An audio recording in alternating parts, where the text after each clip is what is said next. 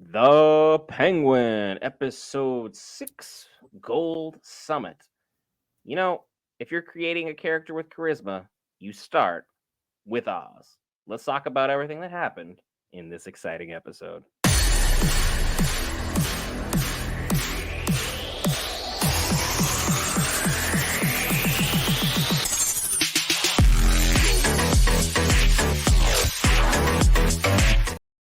All right, guys, Brent here back for Geek Variants. Cover all things Marvel, DC, Lord of the Rings, anime, gaming, Star Wars, and more. This time, HBO and DC's The Penguin. Will, great to have you back. First of all, I want to say that much. And again, your thoughts pertaining to episode 6 of The Penguin.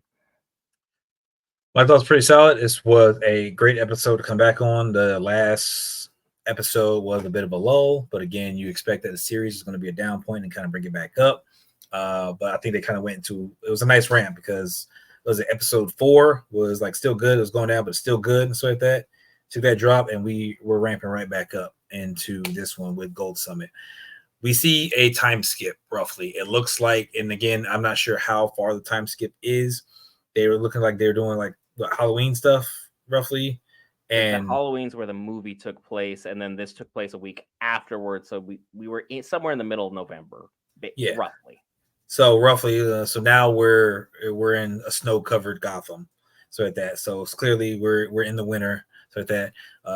Oz was left with 2 buckets of mushrooms that he had to figure out how to make more and get stuff going. So that all that stuff takes time because if you're gonna do that, you can't just make drops out of those. You gotta, or you can't make you can't make the stuff out of those. You gotta ferment that, break it down, and bring more stuff, to get your product out. So with that being said, Sal and Sophia are on better terms. They are running around and getting into stuff, and they're trying to figure out how they can get back at Oz. That is like the primary focus. How are we going to get Oz? And he is mad. Like he is extremely mad. I I don't mean, think I've to an seen this Italian fast. man, family is everything. You add gangster on top of that, family is exceptionally everything. And I'm assuming he was married to his wife for a very, very long period of time. The way he was talking about her with how much affection and how much care he had for her, and the fact he was trusting her to run the family business, which is a non-traditional move. But again, having your wife and your son ripped away from you in such a visceral manner, in such an almost senseless manner from his manner of perspective, and the fact that he almost got on top of it too from someone he trusted and cared about. Yeah, Sal's gonna be a little mad, a little hot under the hood, and then with Sophia being the genius that she is, as long as she's able to channel him, he's gonna be useful for her moving forward because his family name still carries significant weight, even though everyone still keeps pointing about the Maroney family keeps pointing to Blackgate. I'm sure he's got plenty of people on the outside to where he wants to start making some moves. These things can happen. And with everything involving Sophia and Dr. Rush's relationship kind of picking up to some extent, you're starting to see that she is really the mastermind behind everything going on there. And she has asserted herself as one of the most prominent members in Gotham. Speaking of a prominent member in Gotham, how do you feel about our boy, Vic? Vic is definitely stepping up and everything they've been going because again they're trying to get stuff out. He's going to make the drop with Bliss and get the stuff out there. He is doing a way better job than what he was doing when we first saw him trying to do it, and he's bringing that money in and stuff. And even with them having the downfall of losing some of their distributors because Sal and Sophia are getting handsy and taking people out, they're still able to kind of get everything going. And that's one of the biggest things is we cannot stop the product rolling.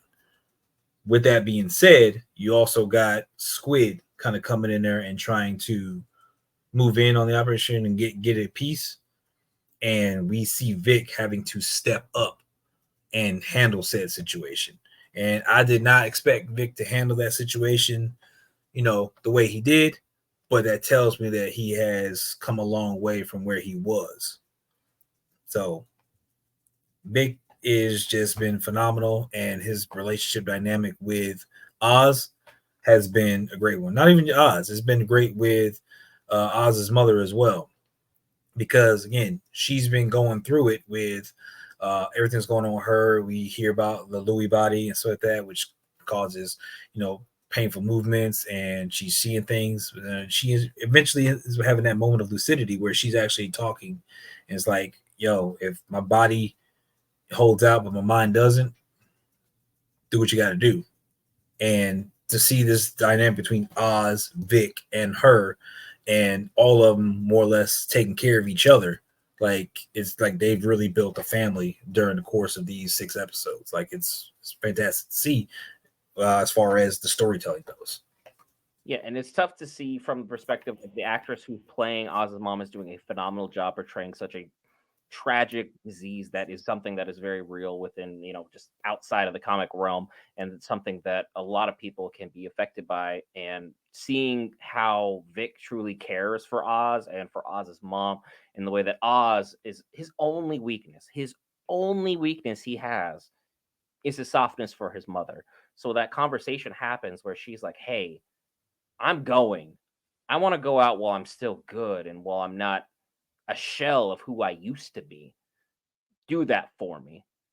That is an insanely difficult conversation, I have to imagine, from anybody, from any perspective, from any walk of life. So for Oz to be as reserved about it as he was, even though he still looked like he was making some of the necessary steps to make that happen, absolutely insane. The storytelling and how well they did touching on those aspects. And Vic stepped up with Squid. That was a tough situation. He thought he could just pay him off initially. Eventually had to sort for a little bit more extreme means, and was kind of going through it in the episode as he was like dealing with his emotions coming down and the aftermath and the withdrawals he was having from it. But while he's kind of going through that, on the flip side, we got to see just Colin Farrell shine. Just paint the scene for the folks. Yo, I mean, he's shining just in general. The fact is that he's able to talk to Vic and console him and let him know, like, hey, you did the right thing. It gets easier. Make sure you get something to eat and you relax for that because again, it's gonna hit you tomorrow. So, and just being that father figure that Vic needs right now and help guide him along this freaking journey. You go from that scene, he's like, go, I got to go handle this other stuff. And then we get what's called the Gold Summit, where he gets everybody together. So everybody who's been affected by Bliss, like, hey, we got Bliss out on the streets, and we've been underneath these other families who don't even know our names. They don't, care about us. They're running the whole show, and we just kind of get the scraps. Why aren't we running Gotham? Why aren't we taking care of stuff? And he is going in like this.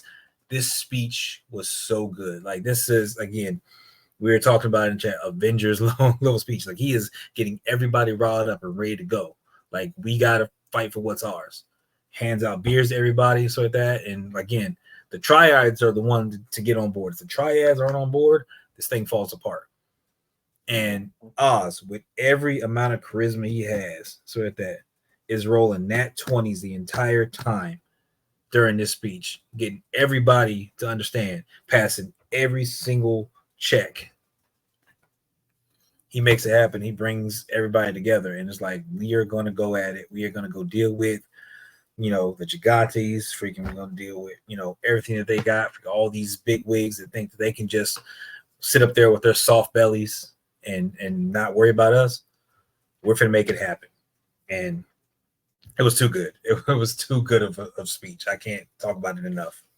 It was one of those moments where if you heard that from a sporting perspective or any kind of perspective where you needed a ramp up, that speech would have hit and you would have ran through the brick wall or concrete wall, whatever the case may be, to go ahead and get that job done for Oz, because we were feeling it. All of us in chat were like, we know exactly what he's talking about is illegal. It's wrong. Don't do it, obviously. But like at the same time, you're like, yo, are they hiring? What's the process like? Because I want to work with whatever's going on here, and ultimately getting the triads on board changes things just drastically, because it changes it from not only a financial perspective where it changes from a million to a billion. Changing that M to a B is a huge step forward, and the triads being international means you have some significant power pushing forward, which will be interesting to see how Batman will deal with that when that happens. But right now we got to see that the Penguin is alive and well and kicking, and he was able to extort a congressman in order to turn back on the power in Crown Point, one of the worst areas in Gotham, literally like that. It was beautiful how he did it. He was rolling that 20s on his charisma, like you're talking about all episode. But it was all too good to be true. Talk to the folks about how this episode ended. It was too good to be true because it lit a shining beacon that didn't need to be lit. You got, Sophia out there trying to find out where Oz is. Again, going through with Sal, going through his apartment, searching stuff. Eventually finds a picture of Eve. And when she finds a picture of Eve, she goes hunting for her. And Eve invites her up and has a conversation. It's like, hey, I may not make it here today, whatever, but we're having a conversation. And with everything kind of getting out, the fact is that Oz knew about, the girls that didn't make it. And Eve, again, she works with the girls and she tries to take care of the girls. It's kind of like the lesser of two evils where, it was never a conversation that they had. But Eve is not, it doesn't seem like Eve was really necessarily taking sides initially. She was just kind of, hey, it is what it is. I don't know what you guys got to figure it out. But at the very end, once Sophia was walking out the door, Eve was like, the heck with it. Crown Point, the zoo. That's where he's at. And gave him up. Now, her reasons for giving up weren't exact, but again, we just can assume that, she's trying to avenge the girls, take care of the girls, so that she wants to see the girls on top. And with Sophia being, in charge right now, so like that, freaking that's a power play. Freaking that may be better for Eve standing and able for Eve to be able to keep doing what she's doing and keep the girls safe. So I kind of get where her head is at, but it's just like, dang, Oz ain't do nothing for Oz you, like that. Oz ain't do nothing to deserve that freaking from just an outside perspective looking in. But she's like, you didn't tell me about this. You didn't let me know what was going on with this. So I get where her issues are. I get where she has that kind of false sense of trust with Oz. And she basically tells Sophia where to go. And because Vic is at home resting after his ordeal, and we see, again, Frances has been going through it with everything she's been dealing with. Power comes back on, the zoo beacon lights up, so like that, and we see Vic trying to enjoy, helping Frances have a good positive moment because she's had so many bad ones. And they're just dancing to the music that would come on, and they're just having a good moment. And we just see Sophia waiting in the shadows with a crowbar. And that's where the episode cuts. And it's just like, we know what's going to happen. There is no way that this positivity out the episode. They took all of the wind of positivity out without doing anything. It's great writing. And you feel for Frances, you feel for Vic, but also you understand 100% why Sophia is there. And we're just lucky it's not Sal, because things would be even worse. I don't even know how to speculate what's going to happen next week. I just know you guys need to stay tuned because this show is just hitting. If it was Sal, it'd be everybody, like the entire place would be lit up if it was Sal. Sophia's a little bit more personal with that, and she's coming in to make a statement. And that's why I think she's going straight after Frances, and she'll take care of that. I think Vic is going to be, knocked out, maybe kidnapped. At some point, I don't know. Like, again, it's up in the air what's going to happen, and we just have to wait till the next episode. So episode 7 and 8, you think Oz has been charismatic this entire time? We're about to see Oz unhinged. I think Oz is finna lose. We're finna see the Penguin in action. He's gonna be out for blood, and what you guys need to be out for is hitting that lovely red subscribe button. Greatly helps us out. Go ahead and enjoy all of our fabulous content. We have over 1,000 videos for you to choose from. Hopefully there's something there you like. Clearly enjoyed this episode. You made it to the 14-minute mark. Will, anything else you have to say to the folks before we check on out of this one? Oh man, just don't sleep on the Penguin. Like, it's too good. Like, you can't sleep on it. Fantastic series. We have a live stream every Sunday when the episode drops. We'll be there. We hope you are too. We'll see you in the next one.